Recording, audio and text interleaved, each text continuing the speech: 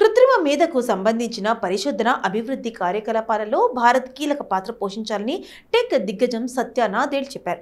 ఏఐకి పునాదులాంటి foundation models ను సొంతంగా రూపొందించేందుకు కృషి చేయాలని సూచించారు. ఒక కొత్త మ్యాథ్స్ సూత్రం ఆల్గోరిథం లాంటిది కనుగొన్న ఏఐ స్వరూపం మొత్తం మారిపోయే అవకాశాలున్నాయని నాదెళ్ల పేర్కొన్నారు. కృత్రిమ మేధను ఉపయోగించి పరిశ్రమల పనితీరును మెరుగుపరచవచ్చని ఆయన పేర్కొన్నారు. అయితే ఆధునాతనమైన ఏఐ సిస్టమ్స్ మీద కసరత్తు చేయాలంటే పెట్టుబడుల కొరత ప్రధాన అడ్డంకిగా ఉంటుందని ఆయన చెప్పారు. కానీ పరిశోధనలతో వయ్యాల భారాన్ని తగ్గించుకోవచ్చని మైక్రోసాఫ్ట్ ఇండియా AI2 రెండవ రోజు కార్యక్రమంలో పాల్గొన్న సందర్భంగా నాదెళ్ల వివరించారు. ప్రస్తుతం ఓపెన్ ఏఐ, గూగుల్ లాంటి టెక్ దిగ్గజాలు తయారు చేసిన ఏఐ ఇంజిన్లనే ఫౌండేషన్ మోడల్స్ దేశీయంగా ఉపయోగిస్తున్న నేపథ్యంలో ఆయన వ్యాఖ్యలు ప్రాధాన్యం సంచరిస్తున్నాయి.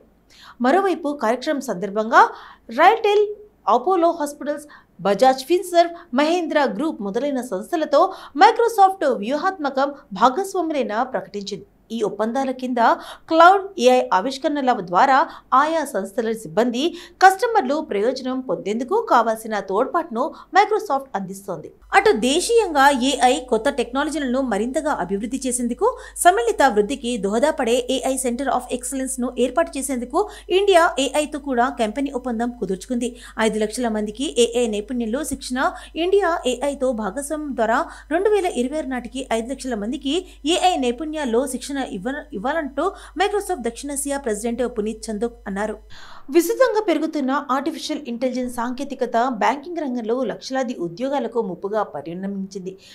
బ్లూంబెర్గ్ నివేదికల ప్రకారం ప్రస్తుతం మానవ కార్మికులు నిర్వహిస్తున్న పనులను కృత్రిమ మేధస్సులు ఆక్రమించడంతో అంతర్జాతీయ బ్యాంకులు రాబోయే 3 నుండి 5 సంవత్సరాల్లో దాదాపు 2 లక్షల ఉద్యోగాలను తొలగించనున్నాయి. ఆయా బ్యాంకుల చీఫ్ ఇన్ఫర్మేషన్ అండ్ టెక్నాలజీ అధికారులను బ్లూంబెర్గ్ ఇంటెలిజెన్స్ సర్వే చేసిన తాజాగా ప్రచురించిన ఒక నివేదిక ప్రకారం ఒక్కో బ్యాంకు సగటును తమ వర్క్ ఫోర్స్ లో నికరంగా 3% మందిని తగ్గిస్తుందని భావిస్తున్నారు. క్లయింట్ ఫంక్షన్లను కూడా బాట్లు ఏఐ నిర్వహించడం వల్ల కస్టమర్ల సేవల్లో మార్పులు రానున్నాయి. ఇక KYC విధులను నిర్వర్తించే పాత్రలకు ముప్పు తప్పదు. ఎక్కువ మంది ఇదే చెప్పారు. మొత్తం 93 మంది ప్రతినిధులు పాల్గొన్న ఈ సర్వేలో దాదాపు 1/4 మంది మొత్తం హైడ్ కౌంట్లో 5% నుంచి 10% క్షీణించవచ్చని అంచనా వేస్తున్నారు.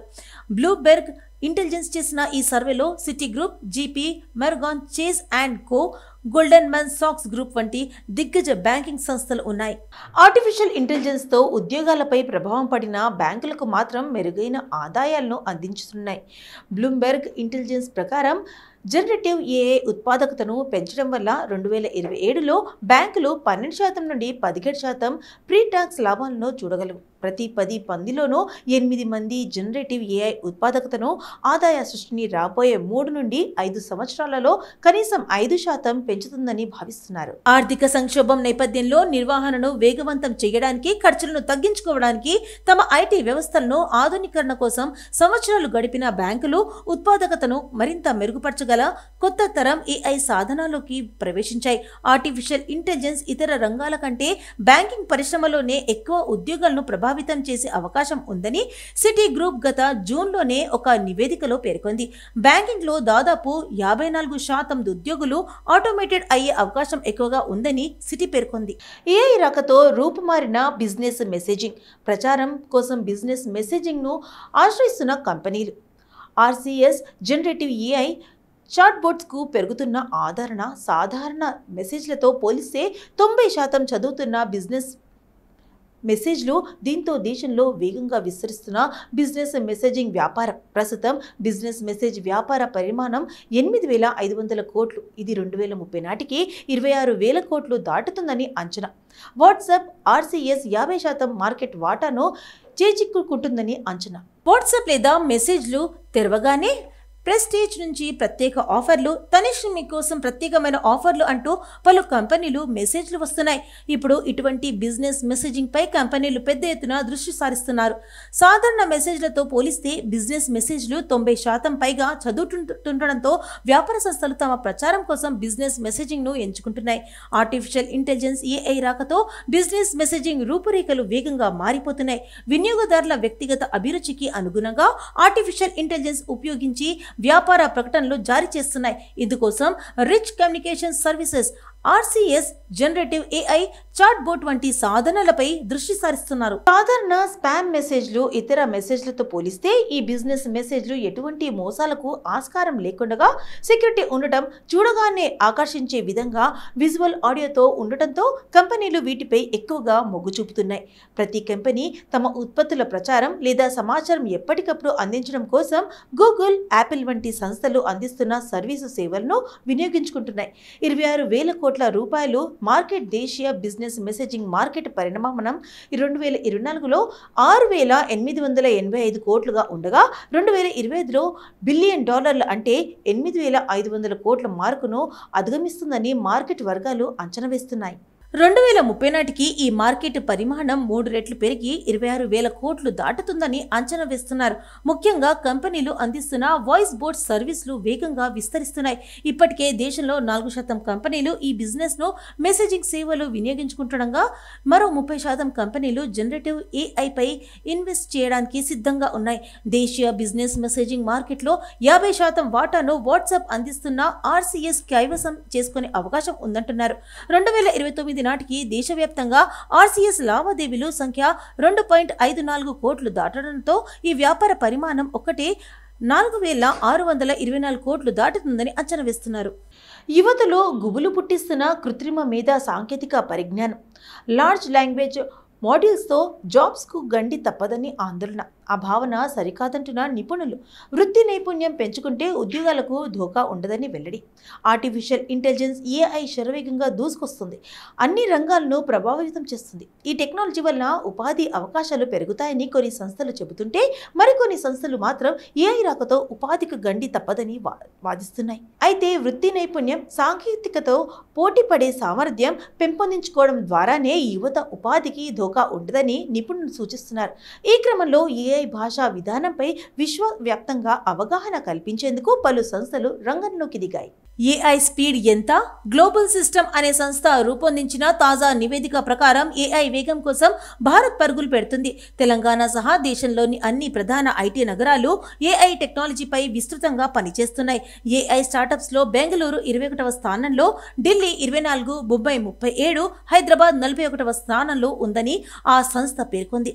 ప్రపంచవ్యాప్తంగా వివిధ సంస్థల AI పై $40,000 కోట్ల పెట్టుబడులు పెట్టినట్లు స్కిల్ ఇండియా పేర్కొంది. మొత్తం 67,200 కృత్రిమ మేధా సంస్థలున్నాయి. అందులో 25% అమెరికాలోనే ఉన్నాయి. భారత్లో 1,67,000 స్టార్టప్స్ ఉంటే వాటిలో 6,636 సంస్థలు AI పైనే పనిచేస్తున్నాయి. ఇవి రంగంపై $1,00,000 కోట్ల పెట్టుబడులు పెట్టాయి. దేశంలోని ఆరోగ్య సేవా సంస్థలు AIను ఉపయోగించి టెలిమెడిసిన్స్, వ్యక్తిగత ఆరోగ్య సేవలు, ఆరోగ్య రికార్డులు డిజిటలైజేషన్ చేస్తున్నాయి. దేశీయ వైద్య సాంకేతికతల రంగంలో సుమారు 12,000 స్టార్టప్ పనిచేస్తున్నాయి. ఫిన్టెక్ రంగంలో ఉన్న AI పెట్టుబడుల విలువ $90,000 కోట్ల. 2021లో దేశంలో 2,100 ఫిన్టెక్ కంపెనీలు ఉండగా ఇప్పుడు 10,200కు చేరాయి. స్టార్టప్ రంగంలో వ్యవస్థాపక పెట్టుబడులు 2021లో $53,000 కోట్లు. 2023 నాటికి భారీగా పెరిగింది. ఉపాధికి విఘాతమా? స్కిల్ ఇండియా నివేదిక ప్రకారం దేశంలో 2026 నాటికి 10 లక్షల మంది AI నిపుణులు అవసరం ఉంది. ఇక దాదాపు 152 సంస్థల అవసరాలు, 3.88 లక్షల మంది నిపుణులు అభిప్రాయాలతో ఈ నివేదిక రూపొందింది. 2023 ఆగస్టు లెక్కల ప్రకారం దేశంలో 4.16 లక్షల మంది AI నిపుణులు ఉండగా ప్రస్తుతం 6.29 లక్షల మంది అవసరం ఉందని నివేదిక అంచనా వేసింది. ప్రపంచ మేధో సంపత్తి ఆర్థిక నవీకరణ సూచి 2024 ప్రకారం 133 దేశాలతో కూడిన ఈ జాబితాలో భారత్ 39వ స్థానంలో ఉంది. 2015లో 81వ స్థానంలో ఉంది. అంటే AI ఎంత వేగంగా దూసుకెళ్తుందో అర్థం చేసుకోవాలని నిపుణులు అంటున్నారు. అయితే AIలో కీలకమైన లార్జ్ లాంగ్వేజ్ మోడల్స్ LLM పైనే యువతలో ఆందోళన ఉంది. ఇది మానవ మేధస్సు నుంచి పనిచేస్తాయని, దీనివల్ల మానవ వనరులను అవసరం ఉండదని భావిస్తున్నారు. కానీ ఈ భావనను నీలం కర్న్ అనే AI నిపుణుడు తోసిపుచ్చుతున్నారు. LLMలకు సరికొత్త ప్రోగ్రాం ఇవ్వగల స్థాయికి మన యువత ఎదగడం సాధ్యమేనని అంటున్నారు. అప్పుడు AIని మించిన మేధోశక్తి మనకు ఉంటుందని చెబుతున్నారు. AIతో పోటీ తప్పదు. సర్వీస్ సెక్టార్లో మార్పులు వస్తున్నాయి. ఇప్పటి వరకు డేవాప్స్ పై పనిచేసా ఏఐ టెక్నాలజీ అంతర్లింక్ ప్రభావం చూపిస్తోంది. టెక్నాలజీ మార్పు అనివార్యమని గుర్తించా. 10 ఏళ్ల సీనియారిటీ ఉన్న నాకు ఏఐతో పోటీ పడే పరిస్థితి వచ్చింది. ఇది అనివార్యమని భావిస్తున్నా. శ్రీరామ్ కుట్టి ఏఐ స్టార్టప్ ఉద్యోగి ఆందోళన తొలగించాలని టెక్నాలజీ వేగాన్ని అందుకోవాలంటే ఇప్పుడున్న మానవ వనరులకు శిక్షణ అవసరం. కొత్త సాంకేతికతపై ఆందోళన చెందుతుంటే మార్పులు ఎలా సాధ్యం? కాకపోతే శిక్షణపై ప్రభుత్వాలు, ఐటీ సంస్థలు ప్రత్యేక దృష్టి పెట్టాలి. ఏఐతో ఉద్యోగాలు పోతాయనే భయాన్ని తొలగించే ప్రయత్నం చేయాలి. ఓటర్ల అభిప్రాయాలను ప్రభావితం చేసే ఏఐ జనరేటెడ్ కంటెంట్ వినియోగంలో పారదర్శకత, జవాబుదారీతనం ఉండాలని రాజకీయ పార్టీలకు ఎన్నికల సంఘం ఆదేశించింది. ఏఐ సాంకేతికతతో రూపొందించిన చిత్రాలు, వీడియోలు, ఆడియోలపై AI generated digital enhanced synthetic content వంటి లేబుల్స్ జత చేయాలంటూ నిబంధనను విధించింది. ఆర్టిఫిషియల్ ఇంటెలిజెన్స్ డిఫిక్స్ కారణంగా తప్పుడు సమాచారం ప్రచారంలోకి వచ్చే ప్రమాదం ఎక్కువగా ఉందని ఎన్నికల ప్రధాన అధికారి రాజీవ్ కుమార్ ఇటీవల హెచ్చరించడం తెలిసింది. ఇక తప్పుడు సమాచారం ఎన్నికల ప్రక్రియపై నమ్మకానికి దెబ్బతీసే అవకాశం ఉందని ఆయన ఆందోళన వ్యక్తం చేశారు. ఈ మేరకు గతేడాది లోక్సభ ఎన్నికల సందర్భంగా సోషల్ మీడియా వేదికల వినియోగంపై ఎన్నికల సంఘం మార్గదర్శకాలు జారీ చేసింది. ఫిబ్రవరి 5న జరగనున్న ఢిల్లీ అసెంబ్లీ ఎన్నికలకు అన్ని పార్టీలు డిజిటల్ ప్రచారకులను నియమించనున్నారు. ఈ నేపథ్యంలో రాజకీయ పార్టీలు